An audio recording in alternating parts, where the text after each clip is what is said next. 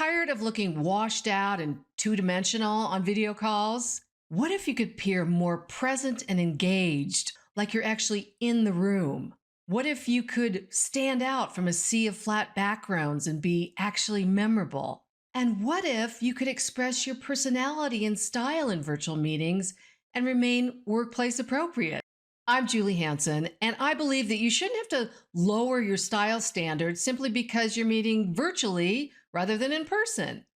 I've discovered the ultimate video call game changer for professional women: the contrasting collar tailored shirt. A tailored collared shirt almost always looks professional and polished, but there's something really magical about a contrasting collar. It beautifully frames your face and draws the eye line upwards, and it also allows you to incorporate some beautiful patterns that you would never be able to wear on video if that were the entire shirt. Today, I'm breaking down 3 of the biggest Zoom fashion crimes I see that sabotage your presence in virtual meetings and video calls. And trust me, you're going to want to check your closet after this. And if you instantly recognize this as a potential virtual fashion crime, congrats, you are on the right track. This is what I call the oversized element too close to the face crime. And it makes it nearly impossible to focus on anything else, doesn't it? Being told you can only wear solid colors on video is like being forced to eat one flavor of ice cream for the rest of your life. It gets a little boring for you and for everybody else. There's a whole world of pattern and prints out there, and I, for one, refuse to be put in a box. So today I'm going to show you exactly what prints and patterns work on video. Here's the thing. Almost every crew neck is ho-hum on video. I don't care if it's a $300 designer crew neck, the camera's going to make it look like a basic t-shirt from Gap. Look, these ho-hum necklines are a complete waste of what little space you have to show off your style sense in a virtual meeting or video call. These are some of my go-tos for looking polished and feeling confident on video.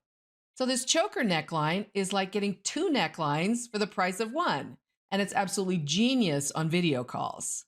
This Mandarin collar style is one of my absolute favorites. It has a stand-up collar that covers at least a good portion of your neck without screaming, "I'm hiding something."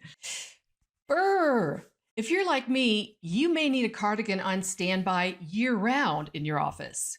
Either the AC is blasting, your hormones are going nuts, or you just want to feel cozy. But here's the problem. That favorite cardigan may feel comfortable and even look passable in person because you can see the full outfit together. On camera, it can look downright frumpy, or as the British like to say, mumsy. In this video, we're going to look at cardigan styles that are modern and stylish and flattering and don't make you look like a giant blob on screen.